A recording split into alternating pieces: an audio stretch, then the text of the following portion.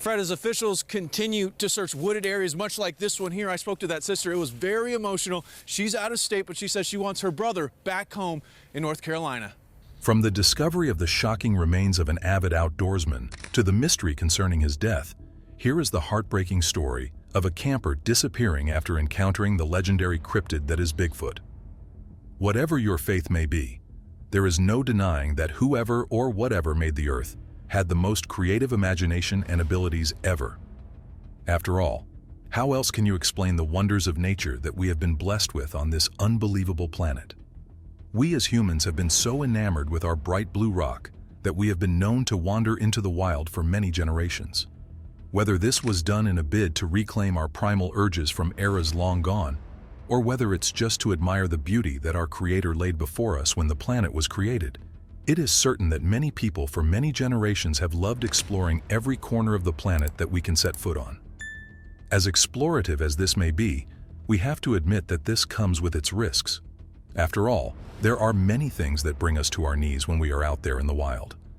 If the elements don't see us off due to exposure, it is some of the other creatures that roam the planet that may finish us off when we go exploring such places.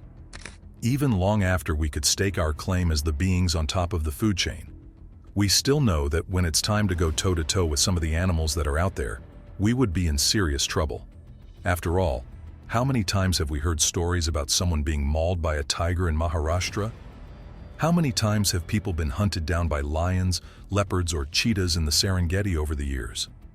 How many avid lovers of nature have come away with stories of that frightening confrontation with a bear? How many of those nature lovers were mauled to death by these bears? As such, it is a well-known concept that there are many creatures in the wild that could lead us to our demise. What may add to the mystery of such situations is that sometimes people do not believe in the creature that may be responsible for such attacks. That is because there are many creatures out there that still beggars belief. That is sort of the case when it comes to this story that we have for you today. Creepy and frightening to say the least, it is one of those stories that would make you hold your breath the next time you nature lovers decide to step out into the wild. A troubling discovery in the woods. Let's trace our story back to April 2019. At the time, the police found some things that made them wish they were the victim of some sort of warped April Fool's joke, but unfortunately, they would learn that this was no prank. They would eventually have to come to terms with the fact that while they were out in the woods in the remote mountainous area of northern Minnesota, they had unfortunately come across the remains of Jordan Grider, a well-known nature enthusiast from those parts. As if coming across a person's remains wasn't bad enough, the state of said remains made the experience that much worse. That is because the remains were found to be scattered all over the place in probably the most gruesome manner any of us could probably imagine. For starters, whatever may have attacked the man must have been so feral and brutal that the police found that some parts of his leg had been snapped in half and left behind in his tent. Understandably, because of the destroyed leg, and probably even other aspects of the attack on Grider, the police found that the tent was drenched in blood. The police may have hoped that Grider may have pegged his attacker with the 9mm Beretta that they found in the tent, but perhaps to their disappointment, they will find that the gun was indeed loaded, but it had not been fired recently. At least not during the course of the attack that had left Grider ravaged beyond human understanding. As if that wasn't bad enough, the scene was made even worse by the fact that Grider's head was missing. In fact, it must be said that his head has not been found, even till this day. As you can imagine, it must hurt the police force of North Minnesota to have such a case on their hands, especially as they also have not been able to solve the case of Grider's evident murder. They are so at a loss when it comes to this case that till today, nobody can claim to be able to tell us what really happened to this man when he was out there in the wild. All we can say is how Grider eventually wandered into the woods for the very last time in his life. The disappearance of Jordan Grider. As far as we know, the only thing we can say about the last days of Jordan Grider's life is that back in October of 2018, the then 29-year-old Jordan Grider was just an audio recording enthusiast who had this love for nature and went on adventures into the wild. Back in October of 2018, he decided that this time he was going to explore the woods that could be found in North Minnesota. What may have troubled his family at the time was his plan to go out into the wilderness in North Minnesota alone, and for a long period of time. but they all probably thought that everything will be fine. After all, it was Jordan. He was a well-known veteran outdoorsman. Even though he hailed from Moriarty, New Mexico, he was a seasoned outdoorsman, thanks to the decade or so that he had spent exploring the woods in Kentucky and upstate New York. This made him garner the reputation of something of a camping fanatic. As funny as this may seem, it must have convinced his loved ones that he would be fine when he went out there. At least that must have been the sentiment in the Grider family when he went to visit his father and his 5 brothers back in New Mexico in September 2018. Apparently, he used this time to reconnect with his family, and indeed, it seemed as though all was well when he said goodbye to them, thinking it was only for the time being. In fact, all his family members could remember about the time was not a feeling of sorrow, as though they would never see their loved one again, but that their son and brother seemed to be really excited about the fact that he had found an amazing camping spot. Knowing his love for the wild and adventure, they probably felt this was just another one of his amazing camping spots that he found from time to time. He had been doing this since the time he was a kid, so much so that he was known for his fearless and energetic nature ever since he was a little boy. How else would you describe a boy who was known to enjoy shooting games? This kid was even known to craft his own ghillie suit by hand when he was still 11 or 12 years old. Now tell us, how many of you know kids who were designing their own ghillie suit? We're actually interested to know, so please leave your experience in the comment section. Either way, by the end of October 2018, Grider had set off on this journey into the vast forests of Superior National Park, part of the United States National Forest System, that is located in the Arrowhead region of the state of Minnesota, between the Canada-United States border and the north shore of Lake Superior. This must have been like some sort of amusement park to Grider, because this national park is known to be filled with lakes and rivers that exist in some of the harshest environments found in all of North America. Let's also not forget that these forests are filled with some of the most captivating wildlife you can find in the area. As such, you can imagine that making your way through this national park was, well, no walk in the park. Fast forward to the future for a bit. The police knew that there was trouble when they came across Grider's tent in one of the most remote parts of the park. If you can remember how we described the scene earlier on, you can tell that the rangers were right to be alarmed by the blood-drenched tent that they came across. Understandably, they were so disturbed by the scene that they contacted the authorities as quickly as they could. After being reached out to, the authorities swiftly made their way to the scene as quickly as they could so that they could get their investigation underway. Despite this intention to get out there as quickly as possible, they would be interrupted for some time, but this was for a good cause because they actually came across Grider's pickup truck along the way. Parked at the base of the mountain in the park, the authorities hoped that they would find some clues that could maybe tell them more about what happened out there. They may have been disappointed though, because they would find items that maybe showed that Grider had plans to thrive there for quite some time.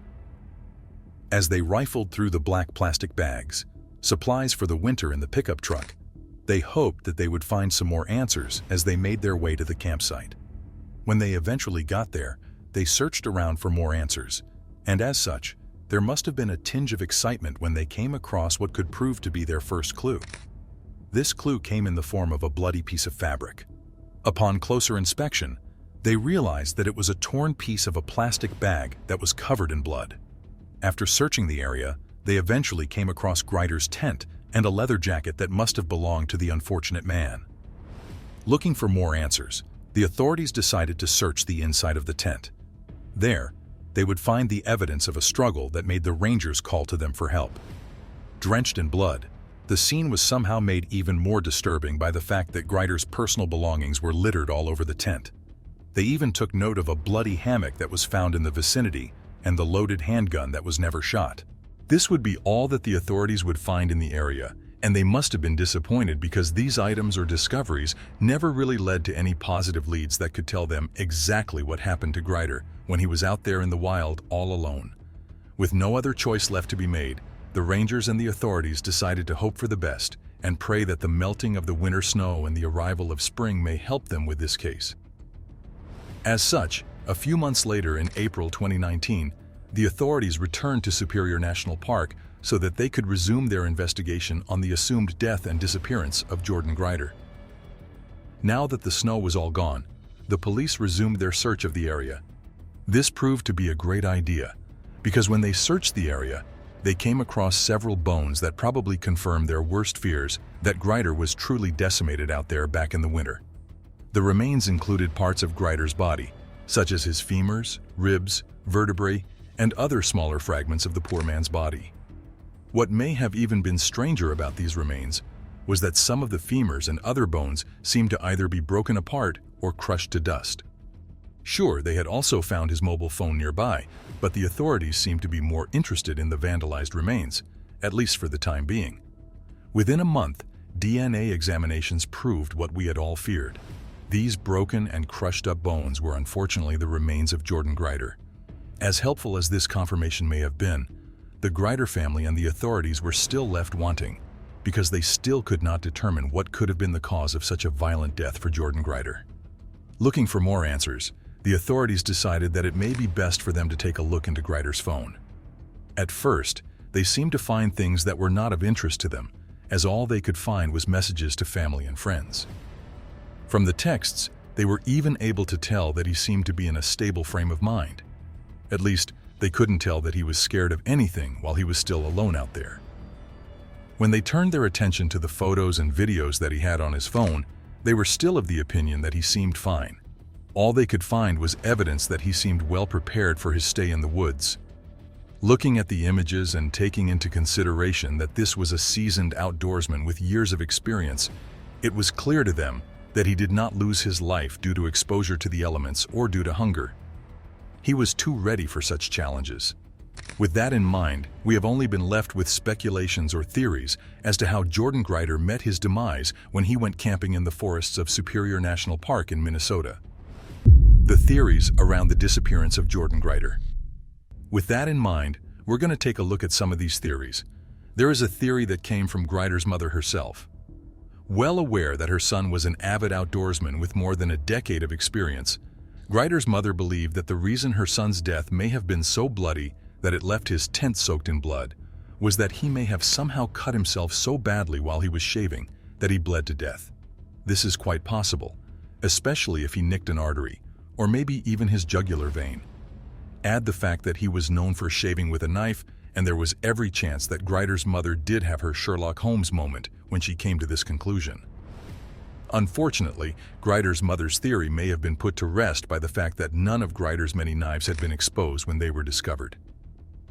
There is also the fact that a nicked artery cannot be a logical explanation as to why the poor man's head had gone missing from the scene. As a result, Grider's mother and the authorities were just going to have to come up with another answer. As a result, another theory developed.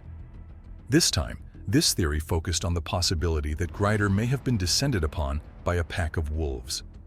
As plausible as this may have been, the idea was quickly dismissed. First of all, the authorities were certain that the wolves were not responsible for the bloodbath.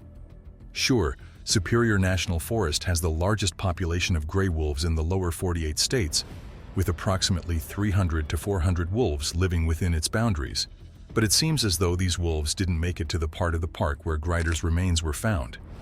Then there's the fact that in the last 2 decades or so, there have only been 2 reported incidents of wolf attacks on humans in all of North America.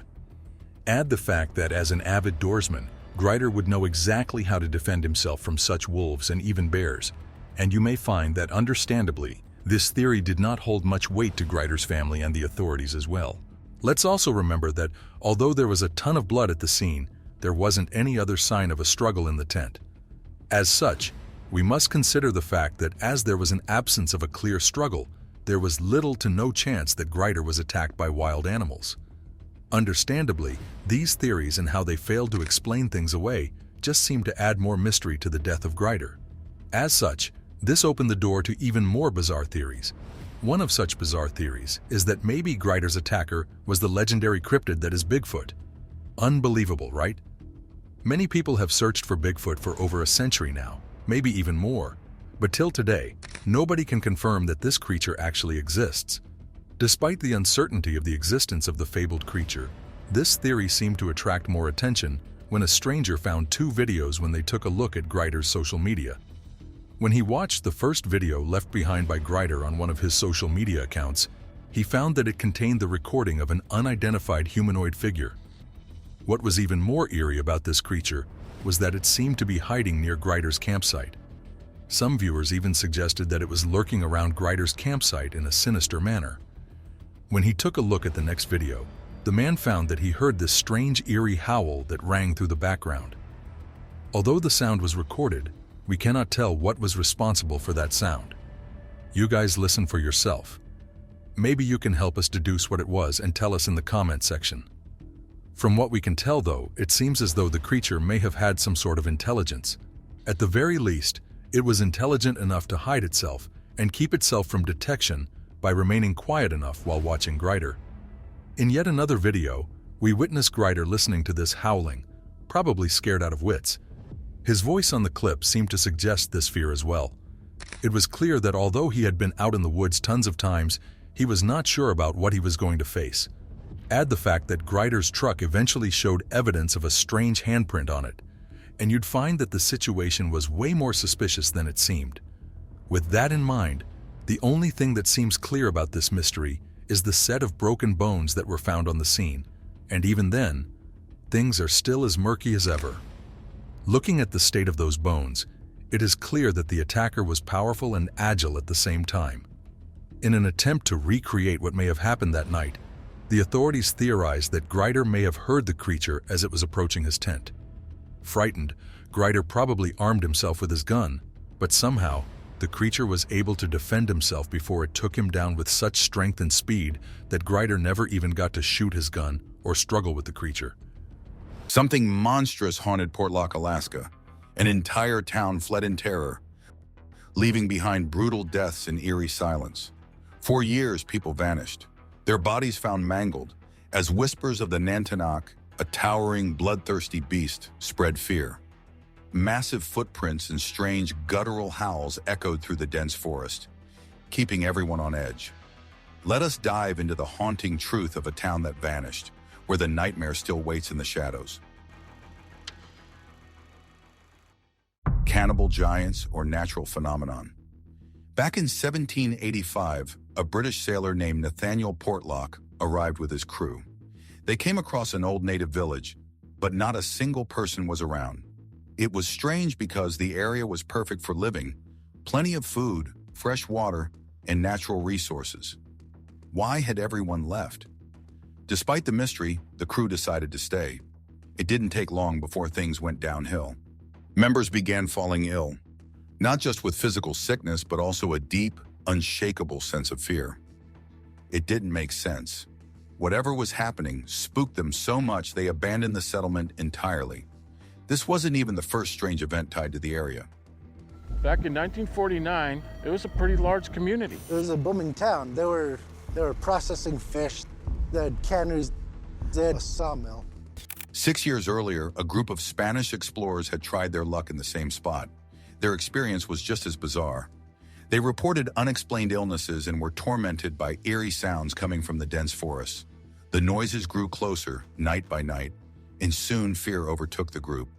They couldn't take it and eventually fled, leaving behind another attempt to settle this resource-rich land. Throughout the years, anyone who dared to try living in this village met a similar fate. It's almost as if the place itself rejected its inhabitants. Some scientists and skeptics suggest that infrasound might be to blame. Infrasound is a low-frequency sound wave that's too deep for human ears to hear, but it can still affect people. It's known to cause dizziness, nausea, and intense feelings of dread. Big predators like tigers use it to paralyze prey, and whales use it to communicate underwater. Maybe some kind of natural source in this village was creating these waves, driving people away. But infrasound doesn't explain everything, especially the terrifying accounts from the Siouxsie natives. In the 1860s, a group of Siouxsie people settled here. According to their stories, giant, human-like creatures began attacking the village. These weren't ordinary animals.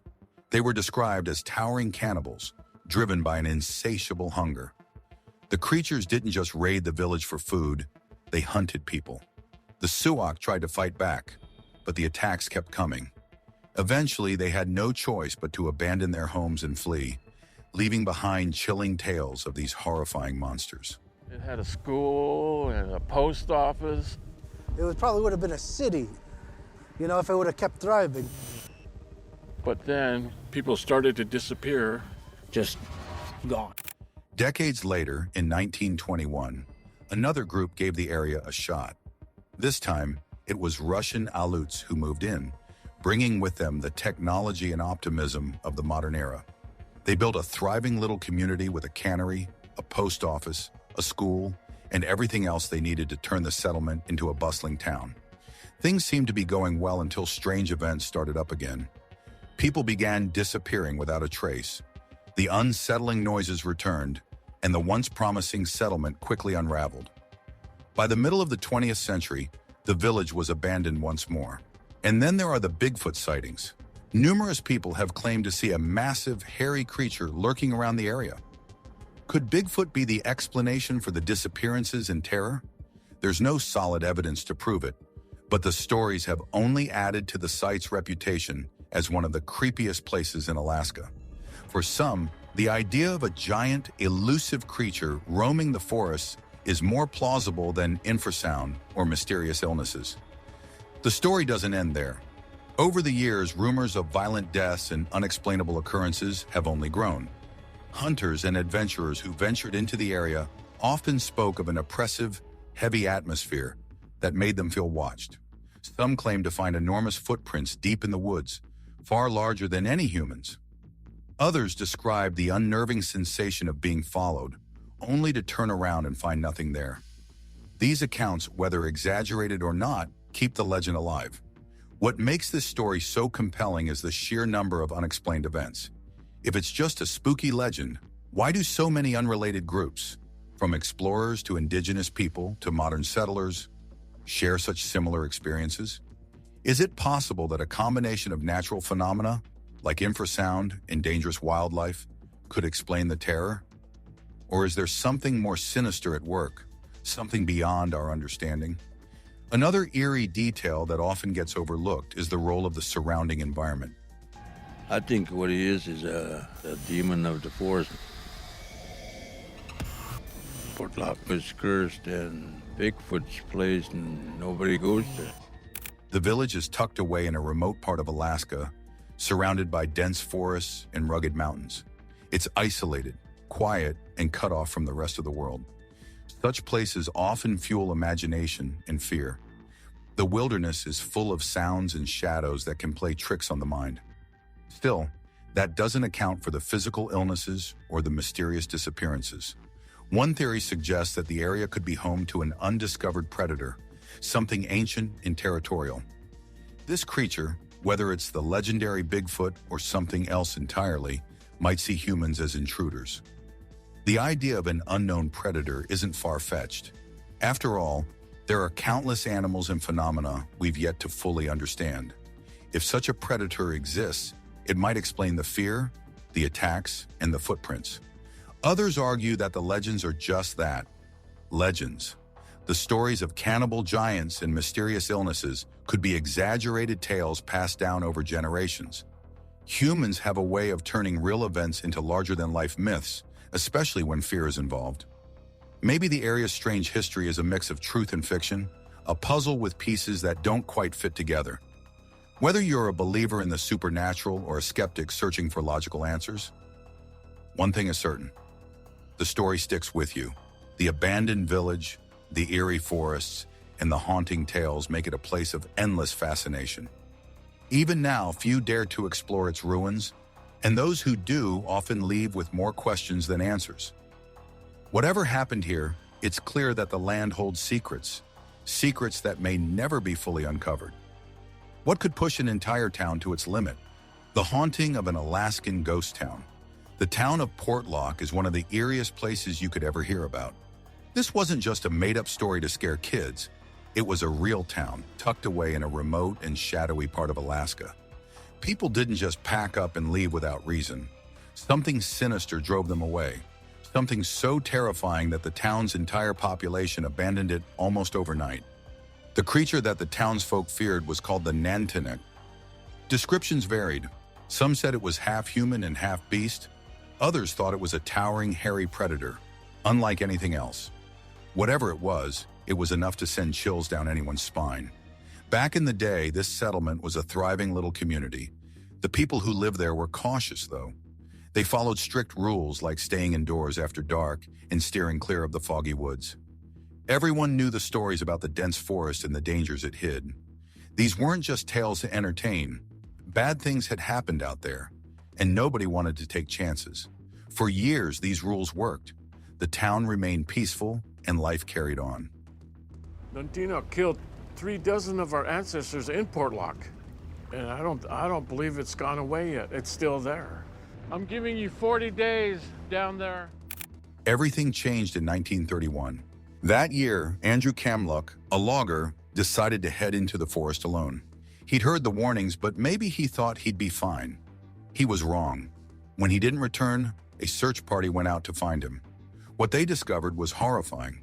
His sled had crushed his head, his dogs were torn to shreds, and the sled itself had been hurled aside as if by an enormous force. Nobody could make sense of it. Whatever had attacked him was far beyond what any human or known animal could do. It was a turning point for the town, shattering their fragile sense of security. Not long after, another terrifying encounter occurred. Tom Larson was chopping wood by the shore when he spotted something unimaginable. Standing a short distance away was a massive, hairy figure, upright like a man, but far too large and animalistic to be human. It didn't seem scared of him. Instead, it stood there staring with an unnerving intensity, as if it was studying him. Tom ran home and grabbed a rifle, determined to defend himself. When he returned, he aimed at the creature, but something stopped him. He froze, unable to pull the trigger. The creature eventually turned and disappeared into the forest, leaving Tom shaken to his core. After that, there was no denying it. The Nantinak wasn't just a legend. The fear in the settlement escalated rapidly. People began disappearing. At first, it was hunters and prospectors, and the townsfolk tried to rationalize their absences, assuming they'd gotten lost or decided to move on. But then, ordinary villagers started vanishing. Sometimes bodies were found, and what they revealed was horrifying. The victims bore deep claw marks and bite wounds, injuries that seemed to defy explanation. Some were so badly mangled that it looked as though they'd been thrown around like rag dolls. Whatever was responsible wasn't just killing, it was doing so with an almost unimaginable strength and ferocity. In response, the residents ramped up their defenses. They doubled the number of armed guards and reintroduced strict curfews, hoping to keep the creature at bay. But nothing seemed to work. The Nantinak was clever, always finding ways to avoid traps and strike when least expected. By the 1950s, the death toll had reached alarming levels. Some estimates suggested that as many as 36 people had been killed, though official reports claimed the number was lower. Regardless, the atmosphere in the settlement became unbearable. The fear was constant, and no one felt safe anymore. The final straw came when a string of disappearances left the town reeling. Each new loss felt closer to home, and the mutilated bodies found near trails, rivers, and even the bay only deepened the despair. Eventually, the residents decided that staying was no longer an option. In an almost coordinated effort, they packed their belongings and left. It wasn't a slow trickle of departures. It was as if the entire community had vanished overnight. The fear of being hunted by an unknown predator outweighed any attachment they had to their homes. One person stayed behind for a short while, the post office worker. He remained to fulfill his duties, but even he couldn't withstand the unnerving solitude. He reported hearing heavy, deliberate footsteps outside at night, echoing through the empty streets like a grim reminder of the danger that still lurked. Killing their pets, being destructive, that's the kind of specimen that I'd like to take. If I'm out in the woods one night or one day. Eventually, he locked up the post office and left for good, sealing the fate of the abandoned town. Today, the settlement stands deserted, its buildings left to decay under the weight of its dark history. The story of what happened there continues to intrigue and terrify. Was the Nantinak a real creature? A monstrous predator that terrorized the town until it was deserted? Or was it an exaggerated legend born from fear and isolation? The truth remains elusive, but the eerie details of this place's past ensure that its story lives on. Explorers and researchers who visit the site today find an unsettling atmosphere, as if the area itself remembers the horrors that unfolded. The dense forest, with its towering trees and heavy mist, seems to guard its secrets jealously. Some visitors claim to have heard strange noises or seen shadowy figures in the distance, fueling speculation that whatever haunted the community hasn't left. For the people who once called this place home, the memory of their ordeal is not easily forgotten. The Nantinak represents more than just a cryptid or an unexplained phenomenon. It's a symbol of the unknown dangers that can lurk in the wild, waiting to remind humans of their place in the natural order. Whether the creature was real or a manifestation of collective fear, its impact on this remote community was profound, leaving behind a story that continues to captivate and chill those who hear it. The wilderness of Alaska is vast and mysterious, filled with uncharted territories where the imagination can run wild. The story of this abandoned town is a stark reminder of how little we truly understand about these remote corners of the world. It challenges us to question what might still be hiding in the shadows, unseen but not entirely absent. The legend of the Nantinak may never be fully explained, but its grip on the collective imagination is unlikely to fade anytime soon. What happened after the town was abandoned made things even worse. Tracks, screams, and fear. The story of Portlock, a remote village in Alaska, is one of those tales that makes you wonder why anyone would stick around when things started getting weird. By 1951, the place was abandoned. People packed up and left, leaving behind a mix of spooky stories and real-life mystery. Some blame it all on a creature called the Nantinak, a monster the local Alutiiq people talked about in their old stories. Settlers from the 1700s added their own tales, describing it as a beast with a terrifying hunger for humans. Things didn't just stop when the village emptied out.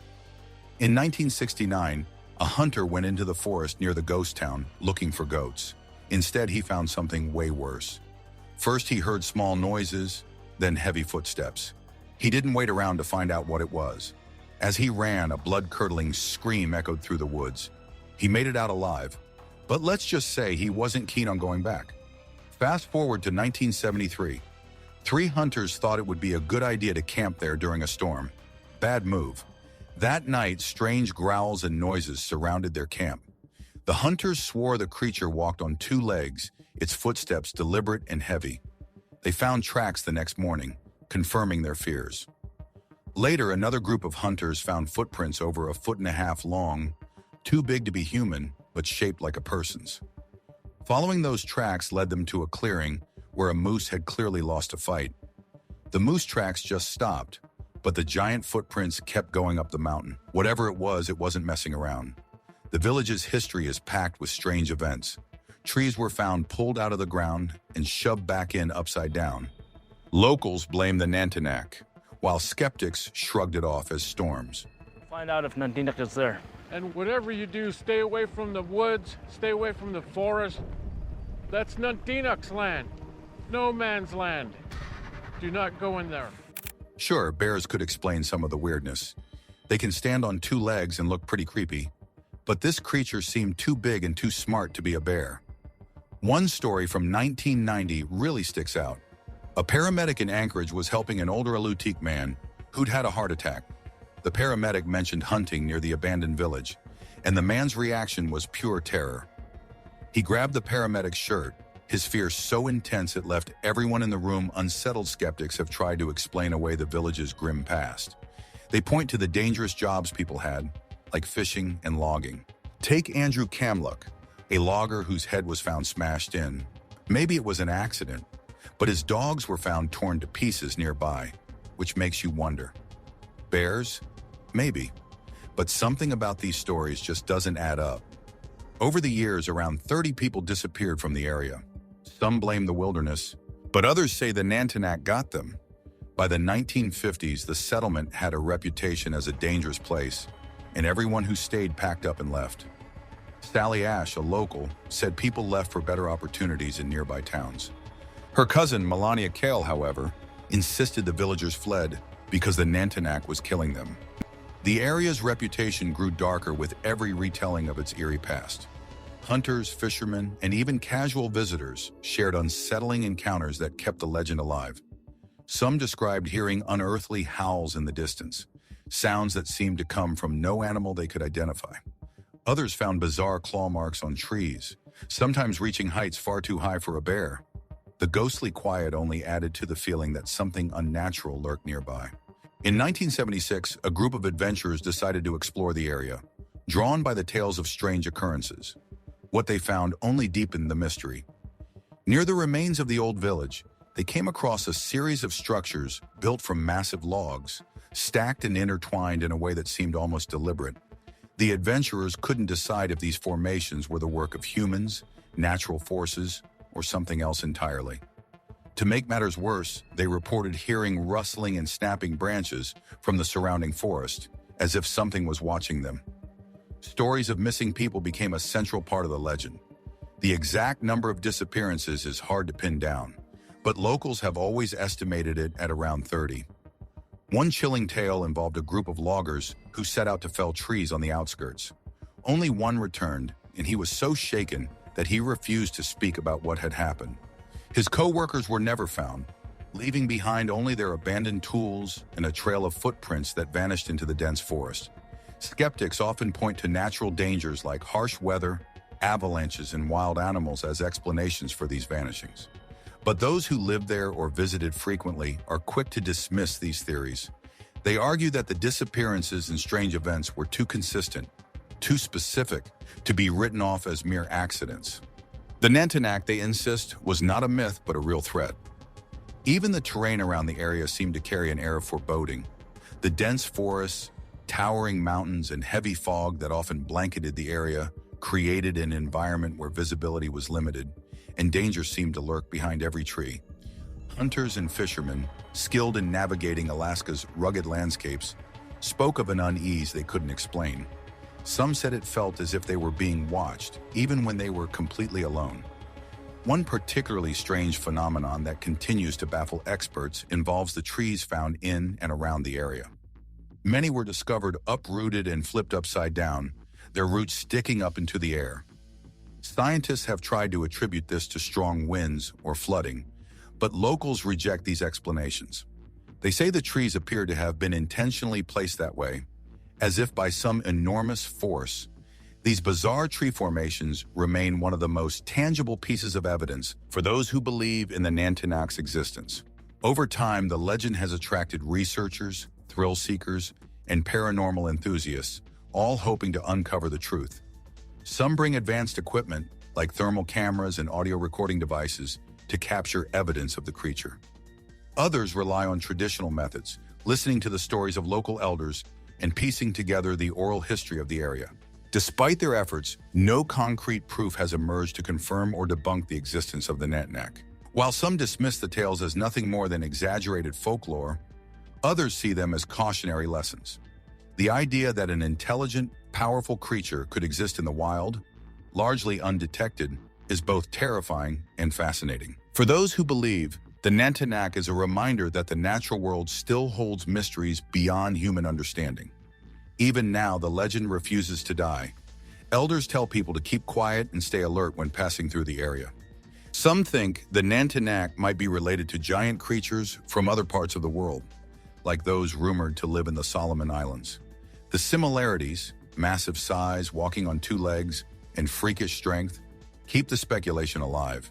Is the Nantinak a long-lost species or merely a tale spun from fear and imagination? Let us know your thoughts below. Like, comment, and subscribe for more intriguing explorations.